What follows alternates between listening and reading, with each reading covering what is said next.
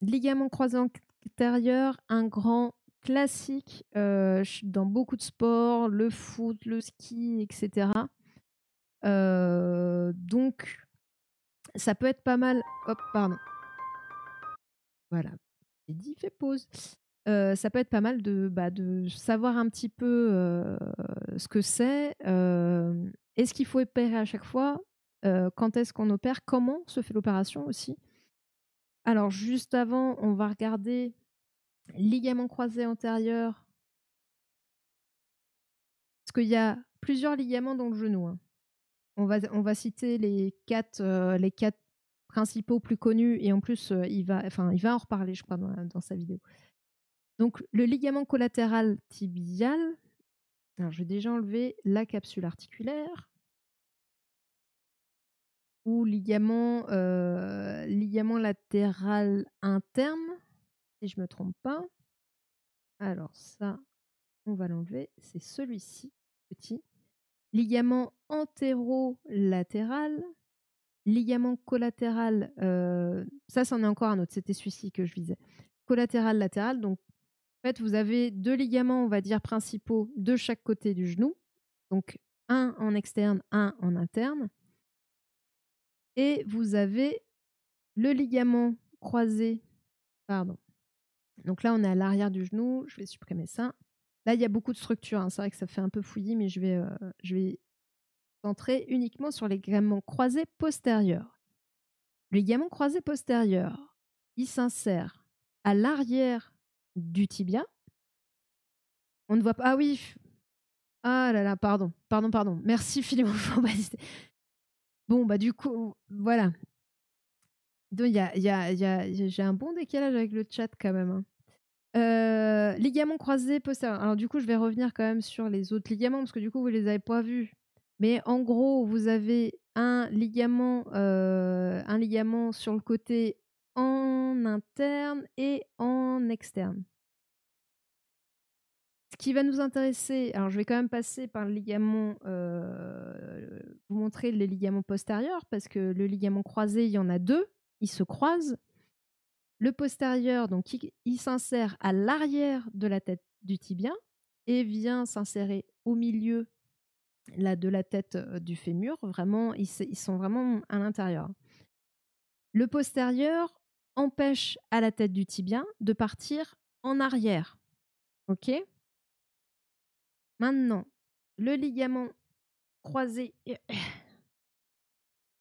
le ligament croisé antérieur, lui, alors est-ce que je peux l'enlever? Non, on va le voir quand même.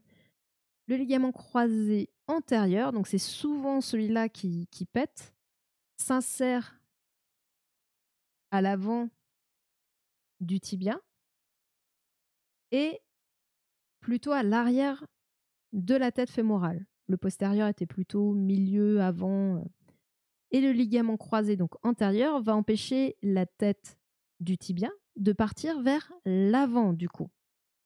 Donc voilà, si vous cherchez un petit peu à retenir, parce que souvent les croisés, on ne sait jamais, mais comment c'est lequel qui est où, dans quel sens, etc.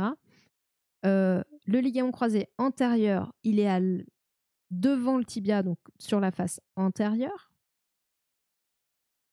et il empêche du coup à la tête du tibia de partir vers l'avant, donc vers la partie antérieure. Donc voilà, dites-vous que ça part il faut regarder le tibia pour se faire la logique, et le postérieur, bah, c'est l'inverse, il est à l'arrière du tibia et il empêche de partir le tibia en arrière.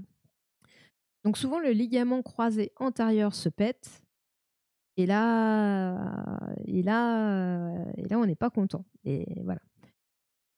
Donc là, c'est un chirurgien qui va nous parler, de ça, c'est une petite vidéo, elle fait moins de 8 minutes, voilà. N'hésitez pas encore une fois, si vous avez des questions, je le dis, je le répète, n'hésitez vraiment pas, si je peux y répondre, j'y répondrai, sinon éventuellement peut-être qu'on cherchera, enfin voilà, faut pas hésiter, peut-être que quelqu'un aura la réponse, enfin voilà. Sentez-vous, libre de poser toutes les questions, il y a pas de questions bêtes, vraiment.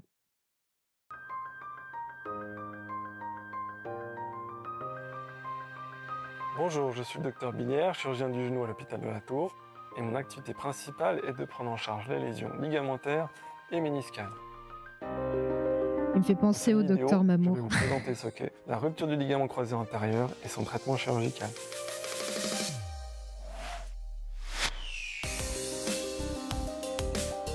L'articulation du genou est composée du fémur, du tibia et de la rotule. Elle est maintenue par ces 4 principaux ligaments.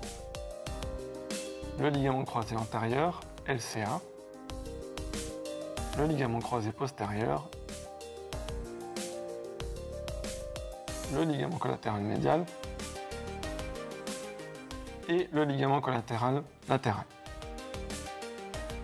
De plus, le genou comporte également 2 ménisques, un médial et un latéral. Ce sont l'équivalent de coussins qui répartissent les charges au niveau du cartilage et qui aident également les ligaments à stabiliser le genou. Le LCA est crucial dans la stabilité du genou. Il empêche le tibia de partir vers l'avant et de tourner vers l'intérieur par rapport au fémur. C'est pour ça qu'il casse souvent sur des changements de direction. La plupart des ruptures du LCA surviennent après une torsion du genou sur un appui, un changement de direction ou un contact. Les sports à risque sont le football, le basketball, le rugby et le ski par exemple.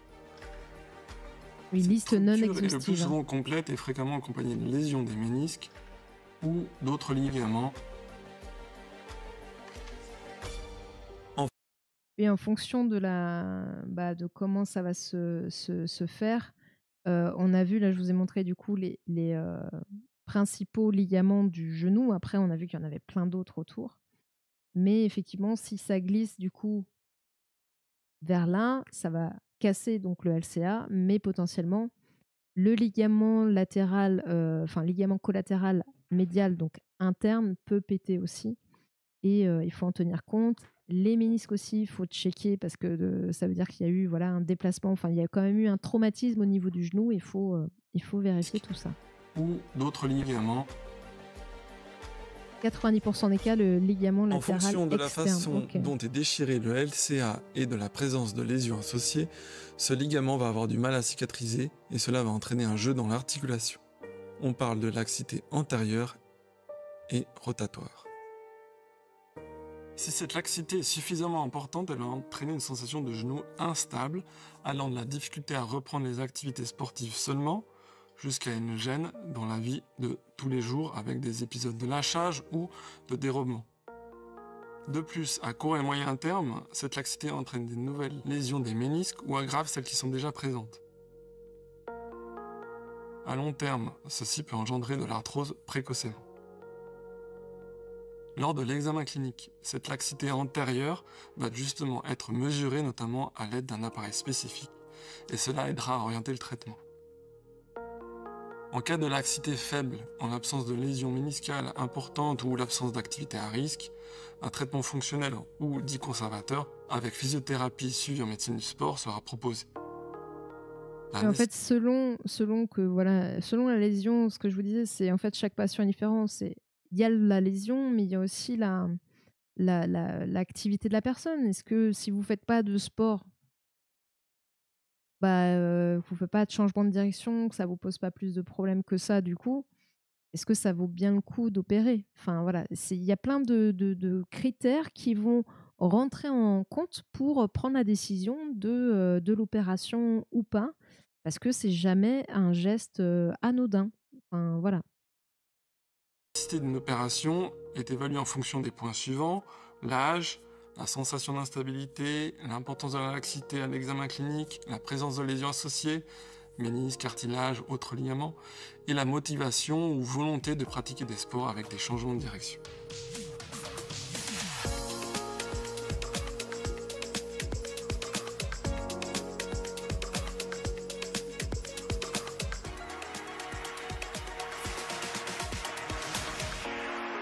Le traitement chirurgical de choix est la reconstruction ou ligamentoplastie du LCA afin de stabiliser à nouveau le genou. Elle s'effectue par arthroscopie, c'est-à-dire qu'une caméra est utilisée pour accéder à l'intérieur du genou via de petites cicatrices. Pour recréer ce ligament, il est nécessaire de prendre une partie de tendon autour du genou. Les 3 possibilités les plus courantes et donnant les meilleurs résultats sont le tendon rotulien, Une le partie, hein, tendon pas tout le tendon. quadricipital ou les ischio-jambiers DIDT. Ces 3 types de greffes ont des résultats équivalents. Le prélèvement d'une partie de ces tendons s'effectue de manière mini-invasive. L'utilisation d'allogreffe, c'est-à-dire un tendon provenant de donneurs cadavériques, est non recommandée car elle est associée à un risque de rupture plus élevé. Des trous ou tunnels sont créés dans l'os du tibia et du fémur, puis la greffe est passée à travers afin de recréer le LCA de manière anatomique et est ensuite fixée à l'intérieur de l'os à l'aide de vis résorbables. Alors je la mettrai dans le Discord parce que là, je vais pas vous montrer. J'avais une autre vidéo sur voilà, cette opération. Elle est très courte, mais je vous la mettrai dans le Discord si vous voulez vraiment aller voir un petit peu en détail. C'est de la 3D, hein, comment ça se passe etc. Pour justement cette chirurgie. Mais là, le gros a été dit, hein. Lors de cette même opération, tout le genou est exploré à l'aide de la caméra et les lésions des ménisques sont réparées à l'aide de fils, par exemple. De plus, nous nous sommes rendus compte qu'un autre ligament était fréquemment touché en même temps que le LCA. Il s'agit du ligament antérolatéral, qui est situé sur la partie antéro-externe du genou. Il joue un rôle important dans le contrôle de la rotation vers l'intérieur du genou. Il est également reconstruit de manière mini-invasive et permet de mieux contrôler la rotation, ce que la reconstruction du LCA seule ne permet pas. Ça, c'est pas mal. Enfin, je sais pas si c'est que aujourd'hui qui regarde ça. Alors attendez, je vais regarder la vidéo. Non, elle a 7 mois, donc elle est assez récente. Si c'est quelque chose qui check aujourd'hui, et si c'est rentré dans le... Parce que moi, j'avais pas cette info du ligament latéral externe. Tout le genou est exploré, il s'est trompé, explosé. Oui, j'avais pas cette info-là de cet autre ligament qu'on checkait, donc je pense que c'est relativement récent qu'on s'en rende compte. Et je trouve bien qu'aujourd'hui, parce que je ne sais pas s'il y a des récidives après, enfin d'autres ruptures après la greffe de LCA, d'un nouveau LCA.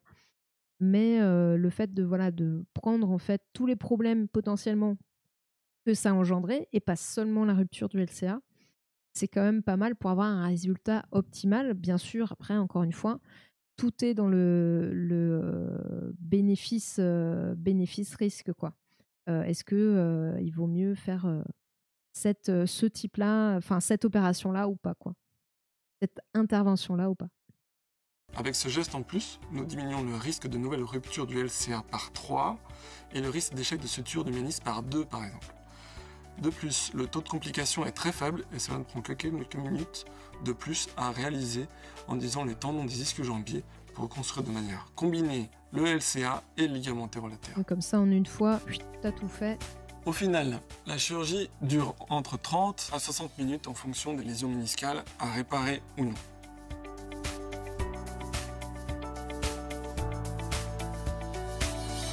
Après l'opération, le patient reste hospitalisé entre 2 et 4 nuits. La rééducation débute de suite avec le physiothérapeute qui passera en chambre 2 fois par jour pour vous apprendre à marcher avec les cannes et vous montrer l'exercice à faire à domicile.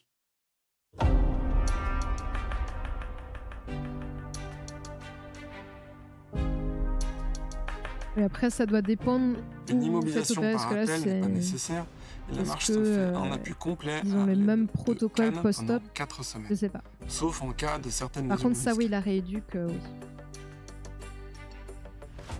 Pour obtenir un bon résultat après cette chirurgie, il est important que toutes les lésions puissent être traitées par le chirurgien, mais aussi que le patient effectue régulièrement sa physiothérapie pour retrouver toute sa mobilité, sa force, son endurance et son équilibre.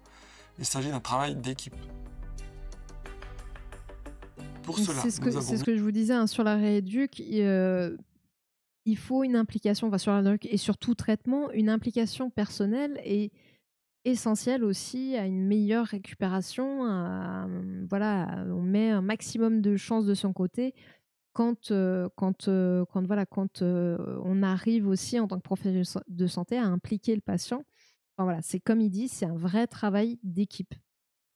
Mis en place à l'hôpital de la Tour un protocole de rééducation et un suivi conjoint entre les chirurgiens et un médecin du sport afin d'optimiser la rééducation. Ils ont de la sacrée musique, hein. Ça a bossé, hein. Donc là, résumé, béquille, 4 semaines, vélo, 4 semaines, course à pied, 4 semaines, école des sauts, 4 mois, changement de direction, 6 mois, retour aux activités sportives, 8 à 9 mois.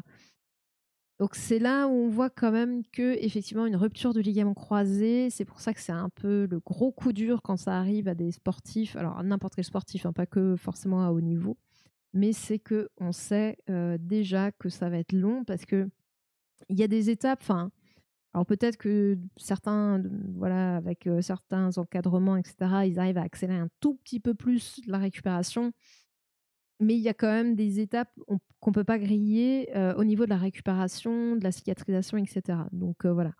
Donc en moyenne, 8 mois, 9 mois, voire jusqu'à 1 an selon les cas et les personnes. Enfin, je suppose que ça dépend si vous avez possibilité de faire de l'activité physique régulièrement, de faire de la rééducation régulièrement, enfin, voilà, il y a plein de choses à prendre en compte pour avoir le total final. Mais c'est très long, c'est très très long. C'est fini ou pas?